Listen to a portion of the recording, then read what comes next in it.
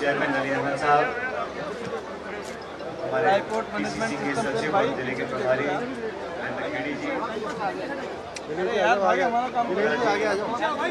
पार्षदगण, block अध्यक्ष महोदय, पूर्व विधायक कमल जी, महिला कांग्रेस, सेवा दल, सभी संगठन के हमारे पदाधिकारीगण,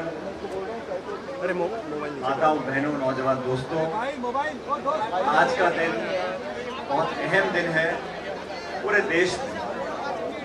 दिल्ली में सोनिया गांधी जी ने निर्णय लिया कि 27 जून को समूचे भारतवर्ष में हर विधानसभा क्षेत्र में वहाँ के विधायक, वहाँ के मंत्री, जो जिस क्षेत्र का है वहाँ उस इलाके में जाए और एक सत्याग्रह जो हम लोग कर रहे हैं, हमने दिल्ली में भी किया था, लेकिन आज पूरे देश में हम लोग कर रहे हैं। इसके बारे में आपको सभी पूर्व वक्ताओं ने बताया।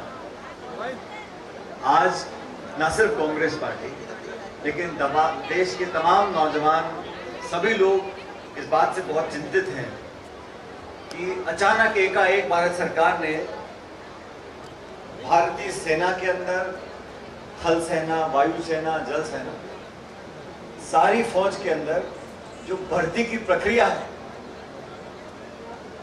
वो ऐसी बदल दी, बिना किसी से चर्चा किए, बिना संसद में, पार्लियामेंट में चर्चा किए एक ऐसी घोषणा कर डाली जो आने वाले बहुत लंबे समय तक नौजवानों को, देश को, समाज को और हमारी सरहद को बहुत बड़ी चुनौती पेश करने वाली है। आप सब जानते हैं कि राजस्थान ऐसा राज्य है जहां पर लाखों लाख परिवार ऐसे हैं जो फौज से जुड़े हुए हैं। फौज में काम करना कोई नौकरी नहीं जो पैसा कमाने के लिए आदमी नौकरी करता है। पूरे राजस्थान में कोई तहसील ऐसी नहीं होगी, कोई पंचायत ऐसी नहीं होगी जहां पर अनेकों परिवार ऐसे हैं जो या तो पूर्व सैनिकों के हैं या वर्तमान में अपनी फौज में सेवा दे रहे हैं। और हमारी भारत की फौज, उसका शौर्य, उसका बलिदान, उसकी वीरता, उसकी कहानियां पूरी दुनिया में आज मशहूर हैं कि भारत की सेना, भारत की फौज दुनिया की सबसे सर्वश्रेष्ठ फौज और एक ऐसी सेना है जिसमें हम सबको फख्र और गर्व है। 15 लाख लोग आर्मी में काम करते हैं। आर्मी में काम करने का मतलब जो जवान फौज में भर्ती होता है वो वर्दी पहनता है। वर्दी पहनने के बाद उसे फौज पे जहां निर्देश मिलता है, जिस सीमा पर जाना होगा वो सीमा पर जाता है, खुशी खुशी जाता है, संतुष्ट होकर जाता है और बिना किसी परवाह करे वो जंग लड़ने के लिए तैयार रहता है। उसे मालूम है कि भारत की सरकार और फौज अगर मुझे कुछ हो गया तो मेरे परिवार को पूरी तरह उसको सुरक्षित रखेंगे, उसको पेंशन मिलेगी, उसकी पढ़ाई का, रहने का, खाने का, अस्पताल का, पूरे जीवन भर का परिवार का उसका एक सुरक्षा कवच भारत सरकार देती थी। अब इन्होंने परिवर्तन करके कहा कि आप नौकरी करो और 4 साल बाद आपकी छुट्टी। 4 साल मतलब जो लड़का 17-18 साल का भर्ती होगा वो 22-23 साल में रिटायर हो जाएगा। 4 साल की नौकरी। अब जिस व्यक्ति को फौज में जाकर ट्रेनिंग करनी, 6 महीने की ट्रेनिंग कह रहे हैं, और आर्मी में तो अलग अलग क्षेत्र हैं, उसमें आर्टिलरी भी है, आर्मर्ड भी है, इंजीनियरिंग भी है, उसकी और ट्रेनिंग करनी पड़ती है। साल में 2 महीने छुट्टी भी होगी, तो ले दे के 4 साल में से कोई 2-2.5 साल नौकरी करेगा। इस 2-2.5 साल के अंदर क्या ये संभव है कि 2 साल में काम करते करते वो इतना फौज में घुल मिल जाए कि दुश्मन की गोली भी खा ले और अपने साथ जो उसके पलटन के लोग हैं, बटालियन के लोग हैं, यूनिट के लोग हैं, उनके लिए मरने को तैयार हो जाएगा। जिसे पता है कि मेरी 6 महीने बाद छुट्टी होने वाली है या साल भर बाद मैं रिटायर हो जाऊंगा, क्या वो जज्बा अंदर पैदा कर पाएगा कुर्बान होने का? और भारत की फौज का जो एक पहचान है वो नाम, नमक और निशान है। भारत का फौजी कोई किसी दल का है क्या? भारत में जो फौजी रिटायर होते हैं उसका पेंशन का बिल बहुत बढ़ गया कि भाई पहले लोगों की आयु कम होती थी, अब लोग लंबा जीते हैं तो पेंशन ज्यादा देनी पड़ती है। मैं तो सरकार से कहना चाहता हूं, अगर आपके पास पेंशन के पैसे नहीं हैं तो आप हमें बताओ, हम देश में जाके इकट्ठा कर लेंगे, हमें कोई दिक्कत नहीं है। हम एक वक्त की रोटी खा लेंगे,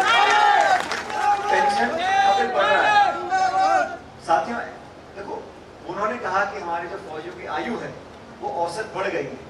मैं स्वीकार करता हूँ, आपको जो भी रिफॉर्म करना है, बदलाव करना है, आधुनिकरण करना है, फौज को बेहतर बनाना है, जो भी करना है हम उसके समर्थन में हैं। लेकिन आप नौकरियां बंद कर दो, देश में जो हालात हैं वैसी नौकरियां नहीं है। और फौज की नौकरी तो एक ऐसी नौकरी है जिसका हर घर हर परिवार में लोगों का लगाव है, जुड़ाव है और आत्मा से जुड़ना चाहते हैं, उसको आप मना करना चाहते हो। सरकार की मंशा मुझे मालूम नहीं क्या है। कई बार सरकार में जब राज करते हैं तो घमंड आ जाता है सत्ता का और बोलता है हम जो कर रहे हैं ठीक कर रहे हैं, जनता से संवाद टूट जाता है। इसलिए आज का जो कार्यक्रम रखा है हम लोगों ने सिर्फ आप लोगों तक संदेश पहुंचाने के लिए कि जो अग्निपथ योजना है ये बिना सोचे समझे, बिना किसी से पूछे, बिना संसद में सलाह करे, ना नौजवानों से ना फौजियों से इसको घोषणा कर दी और अब इसको जबरदस्ती लागू कर रहे हैं। पूरे देश में आक्रोश है और नौजवान अपने आप को वंचित महसूस करता है। इसलिए हमारा दायित्व है, हम जनप्रतिनिधि हैं, राजनीतिक कार्यकर्ता हैं, हम जनता से जुड़ाव रखते हैं और मैं समझता हूँ भावना अधिकांश लोगों की यह है कि इस अग्निपथ योजना को बंद कर देना चाहिए, तुरंत प्रभाव से रोक देना चाहिए। जो पहले सिस्टम फौज का था कि 20 साल की 17 साल की नौकरी करो, उसको पेंशन मिले, मेडिकल बेनिफिट मिले, एक माहौल बनता था।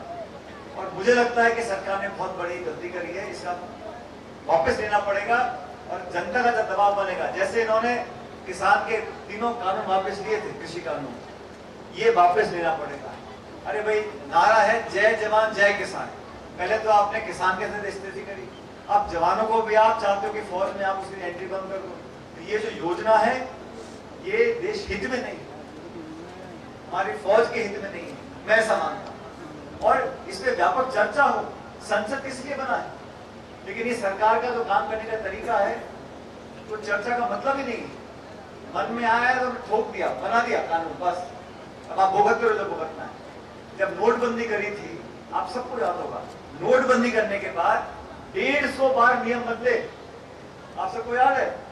बैंक से पैसा कौन निकाल सकता है, कितने का निकाल सकता है, किसी की शादी का कार्ड दिखाना पड़ेगा तब छूट मिलेगी, 150 नियम बदले थे नोटबंदी के बाद। ये उस मिट्टी के लिए है। इस 125 करोड़ लोग जो यहाँ रहते हैं, हर जाति बिरादरी के हमारे नौजवान, बुजुर्ग, बच्चे, बहन सब आराम से सोते हैं क्योंकि हमारा फौजी हमारे खड़ा हुआ है। उसके मनोबल को हमें ताकत देनी है। इस सरकार ने जो अचानक परिवर्तन किया साथियों, चिंता में इस बात की है कि फौज में भर्ती बंद हो गई और सिर्फ इस अग्निपथ के माध्यम से भर्ती होगी, 4 साल के लिए होगी। और कहा 4 साल के बाद 75% लोगों को, मतलब 2/3 लोगों को छोड़ देंगे और 25% लोगों को रख लेंगे। अब कौन निर्णय करेगा भाई, कौन रहेगा, किसी को निकालोगे। और 4 साल बाद निकलने के बाद कह रहे हैं उसको हम अर्धसैनिकों में, पुलिस में, यहाँ नौकरी देंगे, वहां नौकरी देंगे। आज 27 जून 2022 को 1,10,000 पद तो फौज में खाली पड़े हैं। और जो अर्धसैनिक बल है हमारे, CISF, ITBP, CRPF, उसमें हजारों के पहले भर्ती खाली पड़ी है। पहले बैकलॉग तो भर नहीं पाए और अब कह रहे हैं कि आपको 10% आरक्षण दे देंगे। सब चीज के साथ हम समझौता कर सकते हैं, कुछ हमारे सोच में फर्क हो सकता है, विचारधारा में फर्क हो सकता है, लेकिन भारत की फौज, हमारे सैनिक, उनका भविष्य, उनके परिवार, उनके बच्चों के लिए, अपनी सीमाओं को सुरक्षित रखने के लिए जो सब कुछ न्यौछावर करने को तैयार है, उन लोगों के साथ अगर हम न्याय नहीं करेंगे तो नौजवानों के भविष्य के जो सपने उन्होंने जगह, हर गांव में मैं देखता हूँ सुबह सुबह 4-5 बजे उठ के निक्कर पहन के, टी-शर्ट पहन के बच्चे दौड़ते हैं, दौड़ते गांव में दौड़ते तैयारी करते हैं। कोई डंड बैठक लगा रहा है, कोई दौड़ रहा है और कोई 6-6 महीने 7 साल तैयारी करते हैं। उनके सब अरमान में पानी फेर दिया। और मुझे चिंता इस बात की है कि जो सरकार बनती है लोगों के वोट से बनती है। पहले इस देश में किसानों के खिलाफ कानून बनाए, 3 कृषि, आपको सबको मालूम है 3 कृषि कानून बनाए थे।